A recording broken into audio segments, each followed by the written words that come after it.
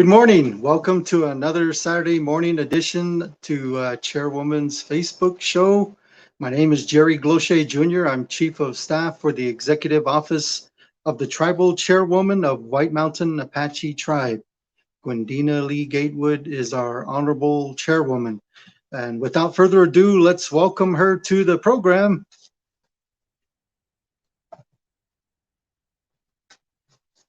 Oops, we might have lost her. Give her, all right, so it's 80 degrees outside. It's warm, but very comfortable, nice. We had a major rain, thunder, lightning storm last night that lasted almost an hour. And I had flooding here outside in my front porch. And so it was kind of a rough night. And I realize now that right here and in the back here, we got a leaky roof. And so we're going to have to attend to that soon. But I hope you fared out from White Mountain Apache Tribe. It's really grateful to welcome the rain all the time. But last night, boy, it was raining, and we were without electricity for about 2 hours right here in our little pocket where I live in North Fork. And did I tell you it's 80 degrees? It is 80 degrees. I think I already told you. But yeah, I'm sporting my son's apparel. And I got this shirt here from a Hopi friend of mine. Seems like we're long lost brothers. And he made this himself. And his name is Brandon Dakawaima from Third Mesa. I ran into him at the Fry's in Phoenix. And we were just talking like we were long lost brothers that haven't seen each other for a long time. I don't even know him, but I saw his shirt, and we got his shirt. Is the chairwoman back? Okay, she had some technical difficulties earlier, and so yeah, today's game day, game 5 for the Phoenix Suns. And the best way to break it down is it is the best of 3 now. The best of 3. The series is tied. Phoenix won the first 2 games in Phoenix, Arizona, and Milwaukee won at home their 2 games, the last 2 games in Wisconsin. And so the series now shifts to Phoenix. Tonight at 6 o'clock is tip-off on ABC. And if the Suns should win, they could win it their next game, game 6 in Milwaukee. But if the Suns should lose, then they have game 7 to rely on, and that will be in Phoenix. Actually, if Milwaukee wins 2 in a row, then it's over. But we're not going there. We're not thinking like that. We're thinking positive, and the Suns are gonna do well. So anyway, Brandon Dakawaima, thank you for the shirt. And anytime the chairwoman is back on, go ahead and just bring her on, and we'll start our show with her. But first thing, I guess, that we want to share with you, the people. There she is. Hey, chairwoman. I have bad internet today. It's like, oh my goodness. So yeah, sorry about that. My camera is kind of leaning this way, and just today is just one of those days. You know, I just got done telling everyone that we had a major rainstorm last night, and so we didn't hit on any topics yet. I talked a little bit about the Suns, just so that hoping that you'll come back on. I'm glad you're back on. Bear Opa, all right, from California. Yay. Welcome to the show. Jerry Bear, he does tours in California, and they live on Catalina Island. So I said, so do you go on a 3-hour tour? Like Gilligan's Island? Yeah. I wish I knew that song. I don't want to try it. I'm going to mess it up. But anyway, so yeah, we talked. Do you have any shout outs this morning, Chairwoman? Anything? Yes, I want to congratulate Larry Beck. He's a graduate of Corona del Sol High School, and I just got this in the mail. And I just want to congratulate Larry Walter Beck. He's a graduate.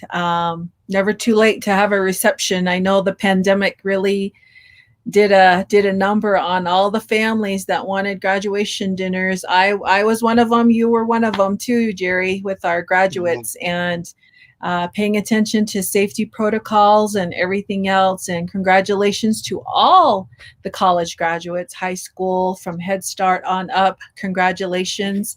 And happy birthday to Cheryl Cosin. I know that she got knee surgery. She does a lot for our people, and she's recovering. And if any of you know Cheryl, please let her know and wish her a happy birthday. I did have a birthday list on my screen here, but when the internet went out, it all went with it. So I'm trying to call that back up. Yeah.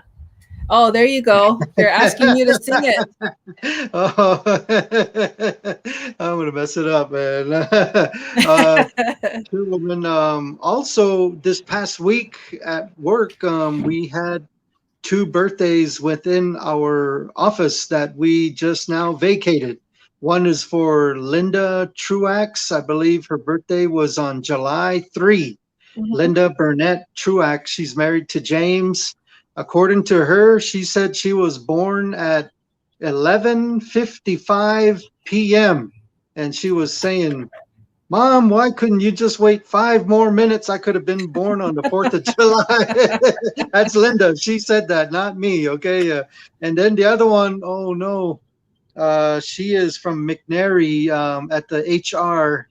Her name just eluded me. Oh, I'm sorry. But we celebrated for them, and if I can recall later on, I'll bring it up. But she is a young summer worker, just started at HR, and she seems to be happy and does really good work there. And so, yeah, Nita Batiste. Alabama, Coshada Tribe of Texas. Hey, Nita. Thank you very much for watching. And we welcome you to the show. And the show, you know, we try to bring the hometown news to everyone. We have tribal members across the great oceans out there who watch the show, and just bringing, you know, all the news from home, and plus neighboring cities, you know, local townships, county, state, national level.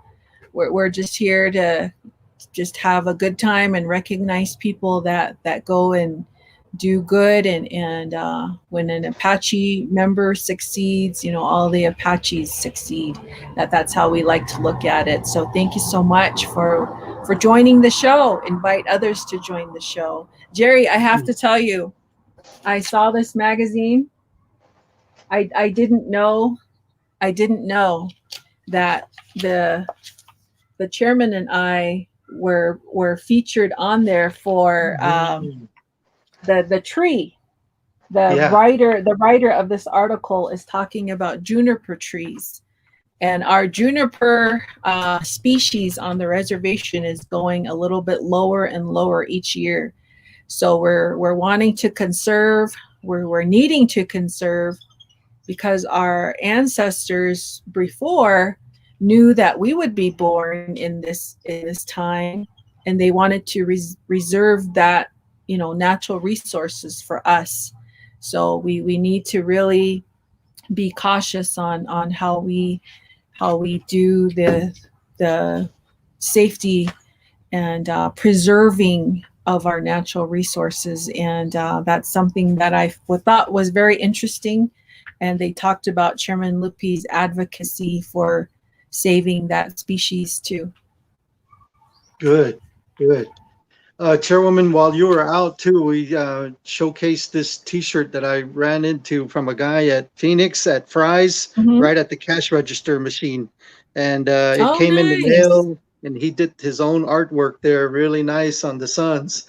But I hope to be going down today. I just want to be close, near the atmosphere, and wow, if things go well, who knows? What if I find a ticket? Oh my goodness. But anyway, Chairwoman, about a month ago, you released an executive order related to fire restrictions. The fire restrictions was due to a drought, very dry, extremely dry, and interesting news today about the executive order. Can you share about that? Yeah, the executive order happened because we were not getting any rain. We were not seeing any moisture contributions, and our fire management and fire officials, if you will, do measurements on our trees out there, and they take the most recent tree, limb, branch, what have you, leaf, because that would have the most moisture when looking at this content. And in order to have, your campfires at the lakes and streams of designated camp areas, we needed to have a moisture content level of 130%. Well, back when we enforced this executive order, it was at 5%. That told us that we are sitting in very, very high dry conditions, and we needed to act now to prevent any wildland fires that may have been caused by, someone who's careless of a campfire, just all kinds of different scenarios that would contribute to a potential wildland fire. And we didn't want that to happen, so we incorporated the executive order that closed various lakes, that closed various areas of the reservation. We sent out a map that showed where woodcutters could go. Everything else was closed, but the lakes along Highway 260 remained open so that you folks that love to do recreation would be able to continue to fish and camp. And been getting a lot of inquiries on Reservation Lake. Chairwoman, when is Reservation Lake going to open? Chairwoman, I'm writing to you from Phoenix, Arizona. We want to go to Reservation Lake. That's where I used to go when I was a kid, and I want to take my kids there. Well, I'm very happy and pleased to report to you that as of today, Executive Order 06202101 has been amended, and the forest closures and fire restrictions have been lifted. All recreation lakes, rivers, and campsites on the reservation are now open, and you can build your campfires now in recreation sites only, and must be in the established fire pits. So you can't just pick a spot on the ground and build a campfire. No, you have to make sure that there's an established fire pit in the designated campground for you to build your campfire. And they're allowing public access throughout the reservation on the roadways there. And sunrise dances are allowed outside of the communities now. Before, we were trying to keep it in the community during the closure period because in the event of a wildland fire, it's very difficult to get resources out in the outlying areas in a proper amount of time. And as we all know, wildland fire can do damage in a number of minutes. So our response time was very critical to that decision. And as of today, wood cutting is allowed with a valid permit. Cattle branding can proceed as long as you follow the established policies and procedures with those types of things. You just have common sense knowledge that if you're going to build a fire for cattle branding or cooking, you have water available, you have your shovel, you have your necessary equipment so that if anything should go wrong, you're there ready to attack and ready to get that fire out. We always, always, always need to be fire wise and very conscious. Never play with fireworks. They are always prohibited on the Fort Apache Indian Reservation. I know I get complaints from community members of some people that want to test that policy, but we leave that to the law enforcement to go and handle, and we do our best to report it. So as of today, all the restrictions have been lifted. Good. I think a lot of people will like that. Perfect timing. We got a major storm that pretty much hit the whole reservation, I think, last Yeah. night, yesterday. And so we are now better moisturized throughout the whole land. So thank you for lifting that. Um, Also, this past week, I noticed Monday through Friday, we had a lot of activity. This mobile unit from IHS, Indian Health Services, were giving out vaccinations. Oh my goodness, it was a lot of activity. And so the vaccinations seem to be picking up very well, and want to encourage more people to get vaccinated if you have not. This variant seems to be getting more control to the ones that have not been vaccinated all over United States and the world around. And so best policy is just protect yourself, protect your family, protect your tribe, and get vaccinated. Boom, that's it. You're done. Go home, and you're going to be better immune. So any comments, Chairwoman, about the vaccinations from all this week? Lots of people got shots this week. I see a continued acceptance to the vaccination as long as people get informed and they get their questions answered. So I applaud those of you who go to our local Indian Health Service, and we had Dr. McCauley and the other guests last week talking about the vaccinations, and that did a lot of good for the viewers who had relatives or who had just questions about the vaccine. We encourage you to get the vaccine. I know a lot of you want to do away with the masks, that want to do away with a lot of the things. And our goal here is to get 70%. Once we get to that point, we can do a lot more doing away with some of the measures that we have in place. So that's where you come in to help make that process happen.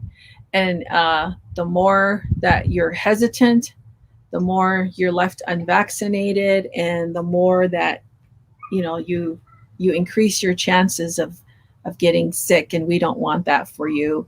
And you probably are being very careful. That's good too. Washing your hands, staying socially distant. I know there's a lot of opinions out there. I hear a lot about you can't infringe on my freedom. I understand that.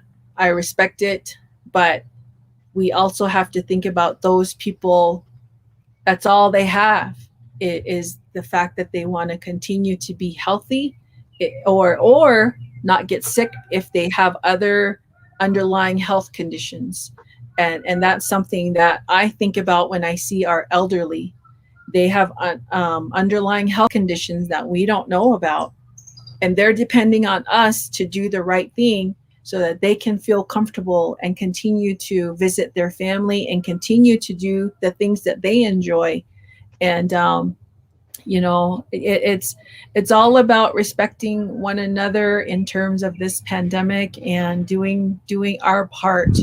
And I think there's been enough people vaccinated in the world now to show that it's safe and that it works. And for those that have underlying health conditions that are worried about getting the vaccine, then that's where your relationship with your medical provider is crucial.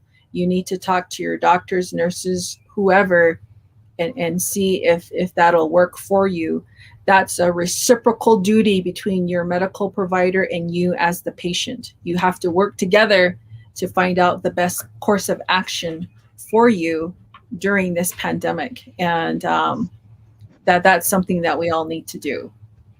So I was thinking from Monday to yesterday, the total number of new vaccinations, I'm going to just take a guess. It just seemed like there was a lot of cars, a lot of activity.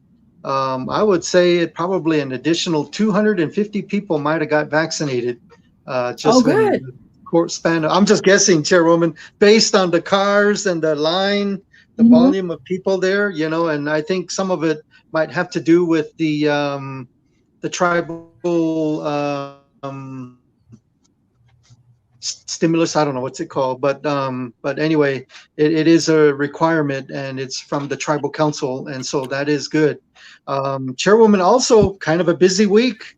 This week, we officially moved out of the office that we have been occupied for almost 2 years. I couldn't believe that, 2 years. But anyway, I am officially moved back into my office. It's good to be back. Done a lot of cleaning, still got more cleaning to do. The only thing that's left at the old office is the chair and the mat that's under the chair, that's between the carpet and the chair. So that's the only two items that I think I have left. But officially, I guess we would reopen the doors to the tribal headquarters on Monday. You think, Chairwoman? I'll pass the ball to you. I believe our employees are still moving in, Jerry. I saw the others that still had a lot of things that still had yet to be moved in. I would say, if anything, by 1 o'clock on Monday, we should have a good idea if we're officially opening our doors. We need to check with all the departments to make sure that they are established and ready, because a lot of times when you're still in that process of moving, we still have to do our customer service. Don't forget that. If that means we stop what we're doing to go and do the phone calls and make the proper follow-ups, but we still have our copier that is still in the other building, and that copier does everything. It faxes, it scans, it sends out our information. Instead of us doing it one at a time, it can do it in a matter of seconds. So that crucial movement of that big machine will be very, very critical to serving the people that come that need us to do the document processing. We can still do it the old-fashioned way. Don't let that go, but that's going to take a little bit more time. So we're still there. We're in between offices right now, but by 1 o'clock we should have a good idea of if we're ready to go, because we still have to get that company to move that machine over, and we can't do it ourselves, because you're probably wondering, well, why can't you just move it yourself, Chairwoman? That's a very, very pricey machine, and it takes those people that have that know-how of dismantling it and putting it back together. And it's a very delicate one. So I have asked us not to touch it and let them do it. So if anything goes wrong, you know, they're the experts that were handling it and not us. So. Okay, that's true. That coffee machine is still at our old office there. But it was good to be there for about this long, I guess, almost 2 years. We'll be missing the staff there. Jessica, Linda, Lolita, Ira. We befriended them very well. We kind of just became a big staff, if you will, a bigger staff.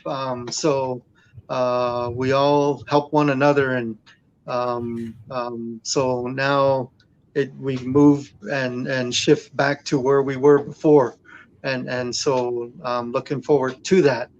All right, Chairwoman. Now this coming week. Wait. So, is there anything else you wanted to add from this past week? Any other announcements that we might have forgot? No, just Jerry. Okay. I don't know how you're doing on the walking program. I lost my pedometer, and I was just looking all over for it, because I've been doing my best to do the walking program. And even when my sister's, bless her heart, you know, she's fighting that cancer, and I'm standing by her, and I'm walking in place to get my steps in, and she gets a kick out of it, and she's like, you know, just telling me in a joking way, you know, just why don't you pick up your steps a little more? But all of you out there, we joined a walking program through Rainbow Treatment Center. Kanawa Beatty is spearheading it, and she checks in on to all of us, and we're so appreciative to her and her encouragement. And there's a lot of people that join the walking program, and it's for a good cause. So all of if any departments at the tribe offer certain programs, I encourage you to join it. It really is designed to help us. So we've been doing that. And Jerry, I don't know how you've been doing on your walking. So you're supposed to walk 100 miles in the month of July. Mm-hmm. And they gave us pedometer, and she's always doing these Zoom meetings to inspire and motivate and cheer you on, And so on July 1, I walked about 3 miles. On July 2, I walked about 3 miles. That's about it. Now, just after that, it's I think I got a total. Oh no, Rosie Bingham. Oh gosh. So yeah, I think I might have walked about 12 miles so far, and I'm gonna try to get back on and really. I mean, we're halfway here, and so yeah, Georgiana Hastings is our Chief Justice, and so she's probably having. Yeah, she joined, and the main thing is time, So I have, I think, really maybe 12 to 13 or 14 miles, and so I was going to go this morning, but I ended up getting sidetracked. I attended to the lawn. Boy, last night the rain, there was a major flood here. We had blackout. Our little neighborhood was just blacked out for 2 hours. And so, but this morning I spread some nutrients that's supposed to help the lawn, and so that took almost about an hour and a half, and so a lot of walking there, but I don't know if that will count. I'm going to count it. I'm going to say I walked about half a mile all this morning, or a mile. So, but anyway. All right, Chairwoman, this coming week, now we move forward to this upcoming week. Right off the bat, boom, Monday, we got a big event, 8:30 a.m. Supervisors meeting. What do you want to say about that one? That's at Honda, right? Right, it's at Honda Casino. We'll provide you lunch, and we've started this back when I came into office, and it's to help the supervisors come together and just talk monthly about issues of concern, various departments to present their progress to everyone else. And it has worked out great so far, because when you get all your supervisors together, there's about 90 plus supervisors. There's somebody out in the audience within that pool that has expertise in perhaps something that a current supervisor is up on the stage explaining their problem, and they work out the issue together, and thereby increasing productivity, increasing our ability to meet our obligations and challenges. But during the pandemic, that all became a halt, because we couldn't meet indoors, we couldn't meet, the vaccine hadn't arrived yet, all of those things. And now we have the green light from our health officials to go ahead and meet. And we're going to be meeting, and we have some great departments that will be presenting, and we'll end it with the luncheon. And we're very proud of our sponsorships. We try very hard to make sure each luncheon is sponsored, and that we're not getting it just for the sake of getting it. That is something that is just something that's really near and dear to me, that if we can't afford it, let's not go there type thing. How can we raise the money to make it work? That's where we work with the treasurer and our finance people to make sure that we can get sponsorships. And we appreciate all the other sponsorships from the past.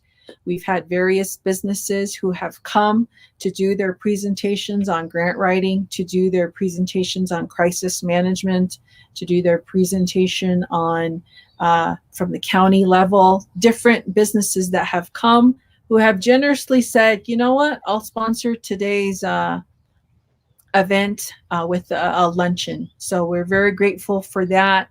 That's a little something the supervisors can take back. And it's a time for us to catch up. And if there's a problem that arises, we do get those.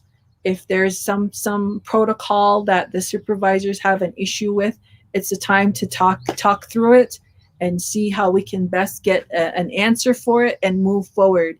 Because we're in charge of a big entity here at the tribe that benefits all of our tribal members, and we want to do the best for everybody.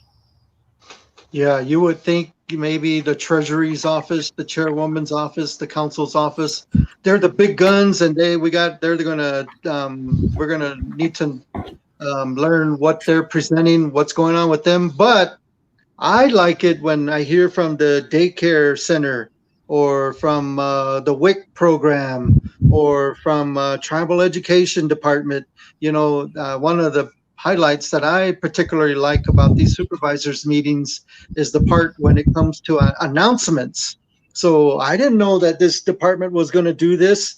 I didn't know that this department already did this, and now they're struggling with this and they need help with this. It comes out, and so I appreciate these supervisors meeting, and I look forward to it. And I think we should be reminded that we are a team, just like the jersey number 32 in the back and jersey number 1 here, Devin Booker. But the Suns' mission is to win a championship. The mission of White Mountain Apache Tribe is to win a championship in that they're being efficient, that they're taking care of the people, that they're saving money as best as possible and not wasting it, that they're trying to be productive and think ahead for the future. That is our championship. And so we do it together, not only as 1 or 2 or 3 departments, all departments. Then we become strong, we become one, and we can do great things. I'm reminded from Chairman Lupi is that, well, I put in what I could today. He would come to work, and at the end of the day, he would say that to me, Jerry, I did what I could today. Let's try it again tomorrow. Just keep going, one day at a time, and things can come through. And so water rights is just around the corner. We really got to get focused on that. But for now, just taking care of one another, because this COVID-19 is still out there. This Delta variant still out there. And so let's stay together and not fall apart. So thank you, supervisors. Thank you, employees of White Mountain Apache Tribe, for all that you do. All right, Chairwoman, I'll pass the ball. Did you want anything else to comment on that? That's the time where we just come together and work through problems and dilemmas. And I have to hand it to the supervisors. In the past, they got together and worked on certain policies that they wanted to see brought up. And they worked as a group, not one person did that. And they came together and worked through these and presented it to the tribal council. And some of it has passed, some of it has not. Another thing that Chairman Lupi taught me and the staff, I'm sure, is that sometimes the issues that you bring to the tribal council may not pass. And he used to say, don't think of it as the end of the world. You just got to approach it a different way. You got to go back to the drawing board and see what you can do to make your proposal a little bit better. And maybe they don't have enough information to decide. That's the onus is then on you to get the information back to them. And there'll be another time in the future to present it again. So have hope, have faith, and know that as long as you're doing the right thing and that you're approaching things the best that you can, like you said, you did what you could for that day. And you will have people that disagree with you. You will have people that don't like what you do, but that's just the nature of the job, and you keep moving forward with the concept of making things better for the tribe. And that is something that has just come up time and time again, and keeping that in perspective and knowing that we just got to get through this time and we're headed in a better direction, and you keep working towards that good thing there. Right on. Yeah. Okay. All right, Jerry, Chairwoman. Jerry, Yes. I wanted to mention this past week we had a visit from Senator Kelly's staff, and I had an opportunity to go tour Indian Health Services with them. And I conveyed to them if we could have a shadowing program for high school students and even college students of our tribal members that can go shadow our healthcare folks there at the hospital. So why am I thinking like this? We have a new hospital in the horizon for our tribe. It's going to be four stories high, I believe. Wow. And it'll be in that same area of where IHS is now, but in the lower area. And it will help our tribal member students to see how vital they can contribute to the healthcare needs of our people by shadowing, taking a part in that career development. And it doesn't have to be a nurse or a doctor. They could be a lab technician. They could be a radiologist. All of those health fields. With the opening of this brand new hospital that we are due to get, it will add, I am told, another 1,000 jobs for people. And for these kids to start now, by the, say like a senior now, by the time they graduate from college, they're ready to go into that healthcare field.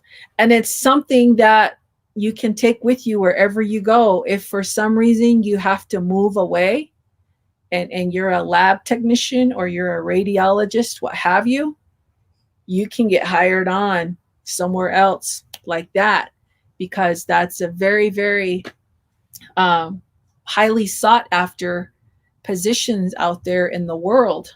And we also have Minor Flat Dam that we're going to be needing people to get skilled in bricklaying, electrical work, what have you. And that'll be thousands more jobs. And what better way to have that Apache pride in a humble way than to have your own people be the ones doing that. And I know people always say, you say that, but the college kids don't come back. There's all kinds of arguments, but you have to set that argument aside and just really look at it from an objective standpoint of how we can make it better. Just complaining about it won't make it better. You have to do something to make it happen. Just like the time, I'll never forget this, Jerry, my dad, he saw me looking at a flat tire, and he said, "Can you go anywhere with a flat tire, Gwendena?" I was probably like a freshman in high school when I thought I knew everything. And I said, "No, Dad, you can't go anywhere with a flat tire." And he said, "What do you have to do if you want to go somewhere?" I said, "You have to change the tire." He goes, "That's right. So I'm going to bring up your attitude. Your attitude has got to change. It is a flat tire right now. If you have that attitude, Gwendena, you'll never get anywhere. So change that attitude for the better. Change the tire, and you can move forward. Change your attitude, you can move forward and head in a better direction. If you're just stuck in that flat tire stage, what are you doing? And he said it all in Apache, and I was like, wow, that just really just honed in, and it made a lot of sense. And if we could just do our part in just working together. Yes, we'll have disagreements. Who doesn't? But we work through it and we move forward. And I look back on my life now, and how I was when I was 14 years old is a heck of a lot different than how it is today. And that talks about growth, change, and development. And I'm not saying I am this perfect person, because I am not. I am just as human as everyone else. But what I'm trying to say is we have to have hope. We have to have faith. We have to have that want to make that positive change to help make things happen. That's what I'm trying to say. And we just need to keep working at it. And like Jerry said, we work together, we can make things happen. And I look forward to that. And we're doing it for our children, the children that are so small. When they're our age, we want them to have that. So just a few thoughts from me, and I mean that in the most humble way. So thank you for letting me share that. So, Chairwoman, going back in time, that flat tire was just looking at you, I guess. An hour later, it's not looking at you no more, and you're on the road, right? Right. Good. And so, same thing today. I need to clean the yard outside. Well, go clean it, because it's not going to happen on its own. I'm going to go wash the truck today. Go wash the truck today, because it's not going to get washed on its own. You got to do it. You got to try. And you just got to change your attitude, change your commitment, and go for it and do it. And with work, whatever it is, goals, projects, strategies you have, you can do it. And so, yeah. All right, Arnold Beach Sr., good morning. Great talk show. Prayers for our sister, for comfort and strength. Yes, sir. Thank you, Mr. Beach, Councilman. Chairwoman, you are the president of Apache Alliance. And so we have a new announcement, a determination for the next summit. And I have the rifle, which it was property of Fort Sill, and they relinquished it recently at the last summit. What's going on? Well, the Apache Alliance, we're going to have our summit, and it's going to be hosted by San Carlos Apache Tribe this year. All right. At their Veterans Memorial Fair and Rodeo. I know a lot of the tribes have been asking, so we'll be at San Carlos this year.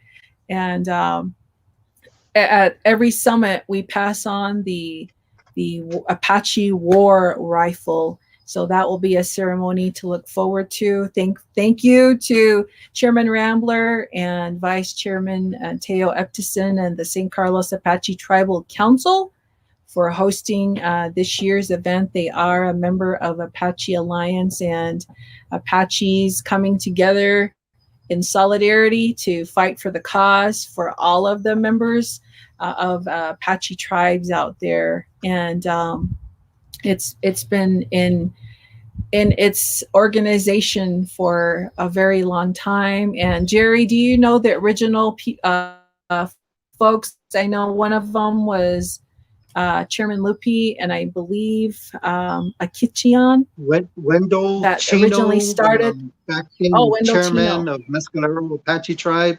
And I heard the name Chairman Buck Kitchian from San Carlos. They were the big three. Chairman Chino flew in here to White Mountain Apache Airport, and Chairman Kitchian was already here. And they talked about it right there at the airport just before Chairman, at that time, Chairman Chino was leaving. I think it was Chairman, because I know their president now, but back then, way back in the 70s, he was referred to, I thought, as chairman. So anyway, those were the big three that got this thing going, and it's still going today. And with the advent of this ARPA, our tribes can suddenly help one another now. We got some opportunities here, and so the ARPA funding, I think that's what we were trying to pursue here. So best of luck to Apache Alliance. Yeah, we're looking forward to it. So it'll be good. Okay. All right, Chairwoman. Also going on, lots happening, but we're winding down the show here.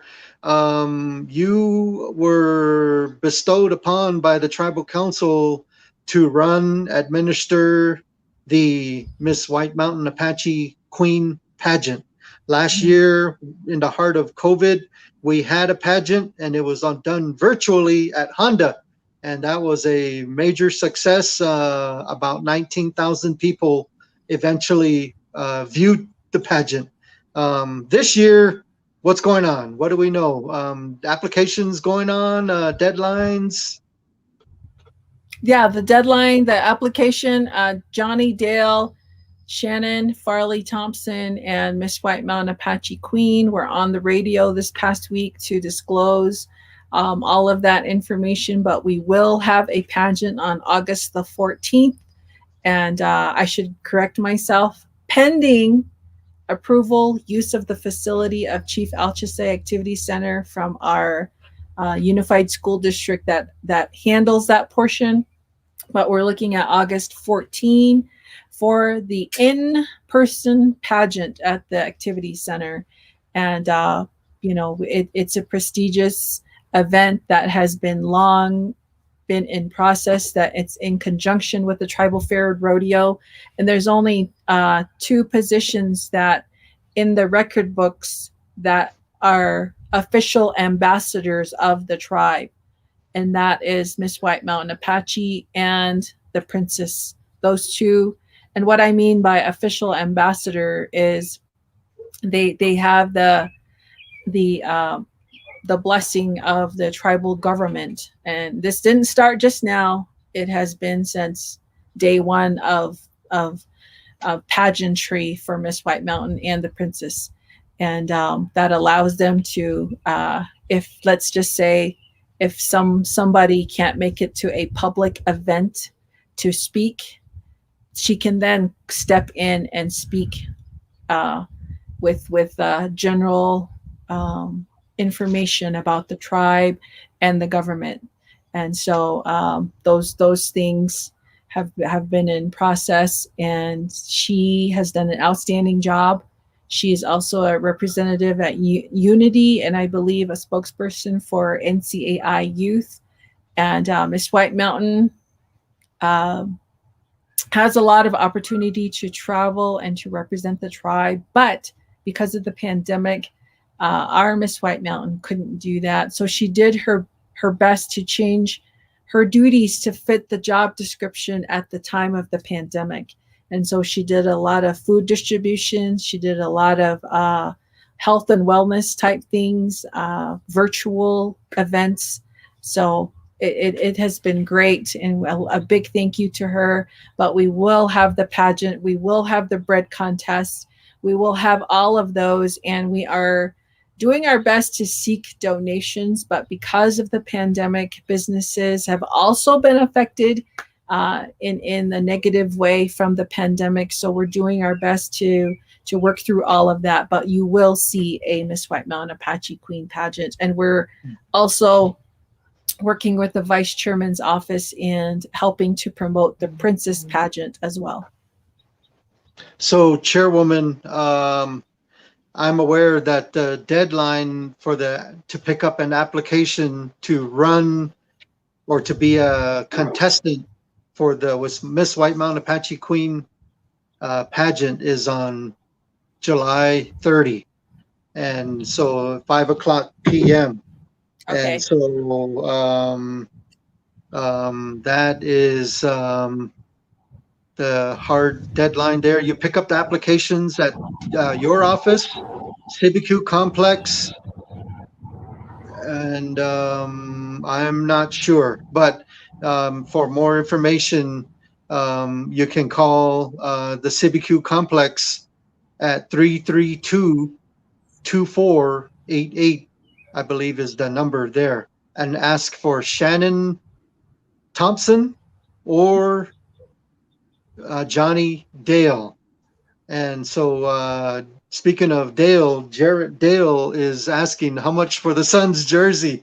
Oh boy, does he want to buy it or what? Or is he just asking? This one here was not too bad. It was 60. So it just got in the mail, and I'm sporting it. So, Chairwoman, is there anything else you have? Just encourage all the young girls that are in that age category to Yes. try out for Miss White Mountains. Yes. And What a prestige. yeah, and we're doing our best in the background to get the work done to help make that happen. And to the committee for your hard work, thank you. And as far as today goes, Jerry, I have a busy day. I've been doing my best to be visual at my sister's. She's quite a fighter. She is battling cancer, and it's just taken its toll. But we're surrounding her with love and compassion and prayers. And I want to thank all of you wonderful people out there who have stopped by to visit, said prayers, said good words, sang to her. There was a class, I believe, a Head Start class or preschool that drew photos, pictures for her. She just loves it. She wanted it on her wall, and flowers, food, whatever. Thank you. It says a lot about how Phoebe has just affected everyone for good. And she has always been a good, solid, just spiritual giant. And from what I learned of my siblings when she was small, even when she was just a little girl, she was already looking out for neighbors. That person doesn't have a coat. Let me give them my coat. That's just how Phoebe was, and she still is that way. And I am very, very grateful for the strength that she has shown throughout her entire life and what she has gone through. And she's never ever wavered in her faith and her prayer and relying on the Creator. And that's a testament to who she is, and it's an example to all of us of how we can also be to better ourselves. And we pray for Phoebe every day. And Phoebe, if you're watching, I love you, big sis. You've always been there. You're a beacon of light and happiness wherever you go. And like Councilman Beach said, our brother there, Arnold, we're keeping you in prayer, and we pray for strength and just keeping it together during this trying time, and knowing that the Creator is always in the details. So thank you to all of you, and a big shout out to my sister for being all that she is, and a former councilwoman of the tribe, and doing everything that she has done, interpreting for the Church of Jesus Christ of Latter-day Saints at general conferences, bowling against professional bowlers. She used to bring in all the country acts, Jerry, when she was the general manager of K&B. She brought in Southern Pacific, Exile, Earl Thomas Conley, just you name it. She was there helping. And the commission at that time, some of them that I can remember is Waylon Burnett and Johnny Enfield, Ermin Colale, Victor Walker, all the heavy hitters that helped bring those kinds of country acts here. She did a lot. So thank you to all of you. That comes from my family, her kids, her grandkids, everybody. Thank you so much. And she wants the Suns to win tonight. So Suns, let's take it. Let's do it, Suns, just for that. Let's win this tonight. Come on, please, please, please. But Chairwoman, I am a radio DJ on a volunteer basis. I go on every Wednesday night. Sometimes I cover for other people. I just reference myself as Tiger G. So, but I gotta say, I think the influence of what Tiger G became, or still evolving to, I guess, goes back to one Phoebe Nez. And so Phoebe was married to a little drummer boy who plays drums for a lot of bands, records music, listens to music, collects music, cherish music, and so does she. And she did a lot at Kane and B, and was even a DJ there. And I thought, hey, I like this lady. She's cool. She's up. She talks to the people. She makes you want to listen. And her choice selections of music is like this. Guess what? That's what Tiger G is trying to be as well for today. And I play yesteryear music and today's music. So anyway, I too love Phoebe as an older sister. She's your older sister, but as staff, we're a part of you, and so being a part of you, she's a part of us. She's our eldest. And so, oh gosh, Father, help her, please. Help her. Yes. All right, Yes. you said Suns. She wants the Suns to win. I don't know if my camera lady's still here or not. She might have went to sleep, but I was going to do some razzle dazzle move and boom, and so oh man, Chairwoman, I hope this happens. 3.3 seconds remaining. Booker has the ball, inbounding right at top of the perimeter. He goes right. He stops, shoots, jumps. God! Suns win! Suns win! Suns win! Woo! We need them to win. Yes, I hope they will win. Oh man, so I'm sporting Booker looks here, I guess. So yeah, I just got this. I'm happy about it. Kind of tight, but I'm glad it's here. I'm gonna take it. And Alberto L. Bishlakai. Yate Apini, Madam Chairwoman Lee-Gatewood, and members of White Mountain Apache Tribe. God bless you all in prayer for Phoebe. Hey, that's awesome. Yes, thank you. Thank you to the leader, Alberto Bishlakai. So, all right, Chairwoman. Well, if you can, lift up her spirits, turn up the TV over there, and just think positive, be positive all you can. I know this is just a difficult thing to deal with. If you wish, snap the fingers, it goes away. Let it go away. Go on, but don't do that, So us too, the public, the people, keep you, Chairwoman, our leader, in prayer. And your sisters, your brothers, your entire family, the ones that might be very close connected to Phoebe in some way or another. So, all right. Well, closing prayer, I guess. I've been meaning to ask this person and I couldn't find him. And so anyway, I'll volunteer today. Okay. Okay. Well, here we go. Heavenly Father, thank you for another program of Chairwoman Gwendena Lee-Gatewood's Facebook. We tried to be informative to connect with our people and keep them informed of the latest happenings and bring them some cheer and some spice and motivation for a better zest for life that you have given us. We are grateful for the rainstorm that you brought forward last night and all this week. Thank you. Thank you so much for that. And may this whole state that's been in drought for quite a while receive its moisture. Thank you, Father, for all the blessings you have and the times when we might have forgotten you. We apologize and we will try to be better human beings to live the way you want us to live.